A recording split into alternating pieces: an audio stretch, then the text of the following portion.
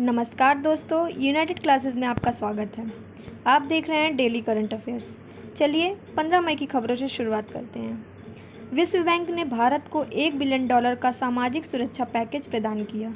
हाल ही में विश्व बैंक ने भारत को कोविड-19 का मुकाबला करने के लिए $1 बिलियन का पैकेज की घोषणा की है। इस पैकेज का उपयोग सामाजिक सुरक्षा उपायों के लिए किया जाएगा। इससे पहले विश्व बैंक ने कोविड-19 आपातकालीन सहायता तथा स्वास्थ्य प्रणाली के लिए भारत को $1 अरब प्रदान किए थे। कोविड-19 महामारी के दौरान भारत सरकार ने निर्धन लोगों तथा प्रवासी मजदूरों के लिए कई कल्याणकारी योजनाएं शुरू की हैं, जिसके तहत निर्धन लोगों को निःशुल्क अन्न दिया जाता है। इसके अलावा जन धन खाता धारक महिलाओं के खाते में प्रति माह ₹500 भी डाले जा रहे हैं। विश्व बैंक का मुख्यालय वाशिंगटन डीसी में है। इसकी स्थापना जुलाई 1945 को हुई थी। विश्व बैंक ऋण देने वाली एक ऐसी संस्था है जिसका उद्देश्य विभिन्न देशों की अर्थव्यवस्थाओं को एक व्यापक विश्व अर्थव्यवस्था में शामिल करना तथा विकासशील देशों में गरीबी उन्मूलन के लिए प्रयास करना है। इसके कुल 189 सदस्य देश हैं। इसका आदर्श वाक्य है, निर्धनता मुक्त विश्व के लिए कार्य करना।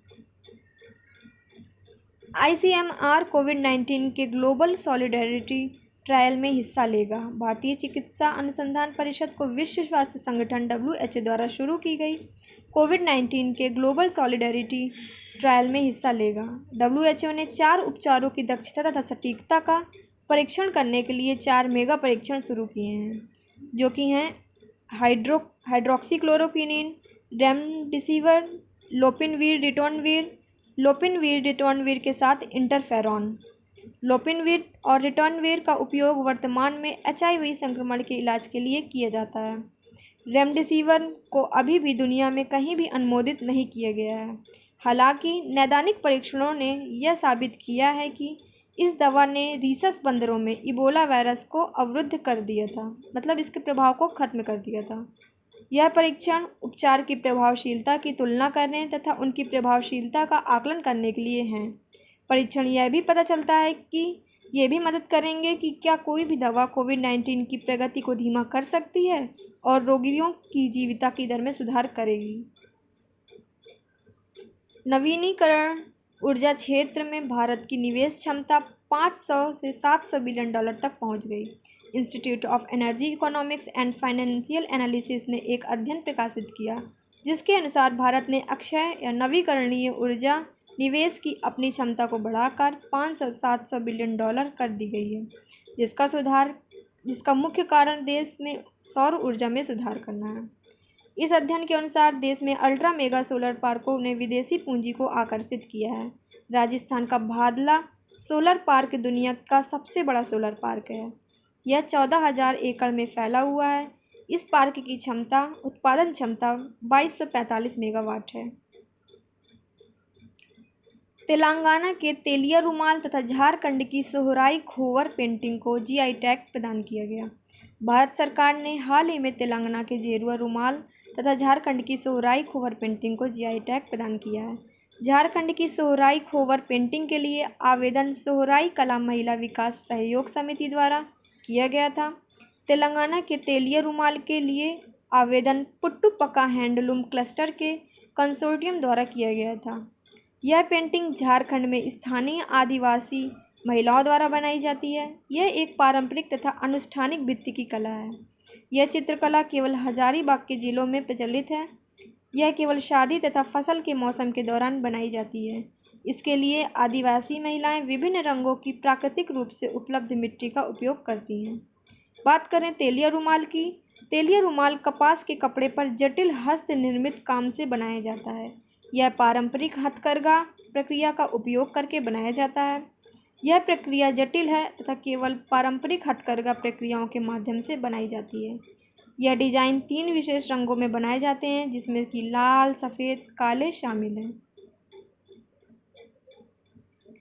संयुक्त राष्ट्र ने विश्व आर्थिक स्थिति तथा संभावना रिपोर्ट 2020 जारी की।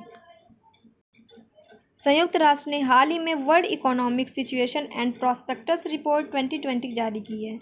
इस रिपोर्ट के अनुसार वैश्विक अर्थव्यवस्था 2020 में 3.2% तक सिकुड़ जाएगी। विकसित देशों में जीडीपी की वृद्धि 2020 में घटकर -0.5% रह जाएगी।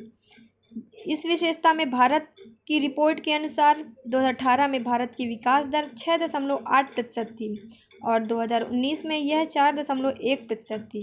यह 2020 में घटकर 1.2% हो जाएगी। इस रिपोर्ट में पूर्वानुमान लगाया गया है कि भारत की वृद्धि 2021 में 5.5% तक बढ़ सकती है। वैश्विक अर्थव्यवस्था धीरे धीरे 2021 तक रिकवर हो जाएगी।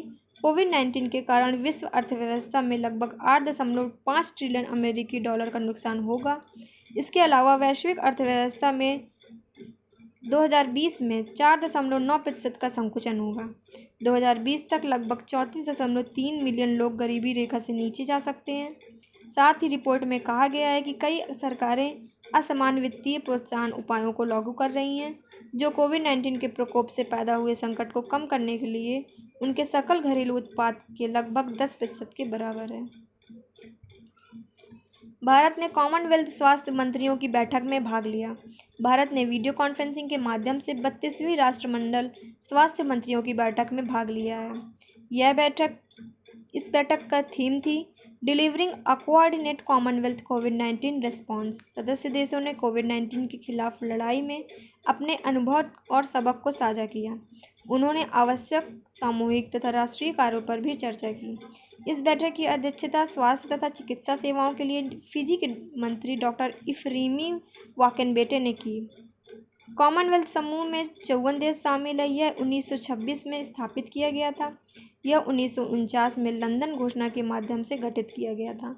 इस समूह का विचार अंग्रेजों द्वारा शुरू किया गया था।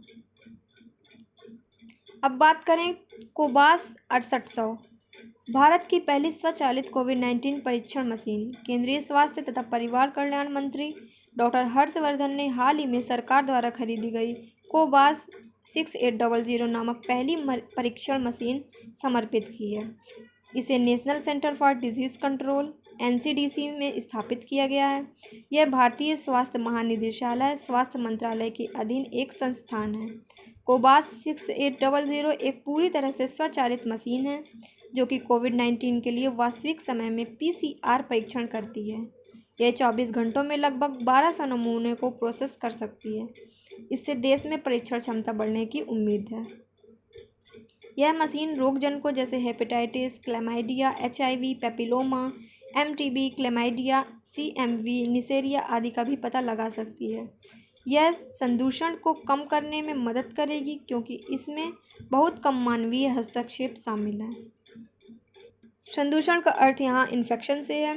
यह भारत की पहली मशीन है जो पूरी तरह से स्वचालित है। इसे NCDC में रखने का क्या कारण है?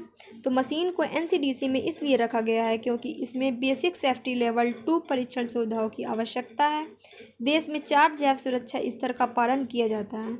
बायोसेफ्टी स्तर 2 उन प्रयोगशाला में लागू किया जाता है जो उन एजेंटों के साथ काम करते हैं जो मानव रोग से जुड़े हैं। इन प्रयोगशालाओं में उपयुक्त PPE, पर्सनल प्रोटेक्टिव इक्विपमेंट, दस्ताने, सिंक, आई वॉश होना चाहिए।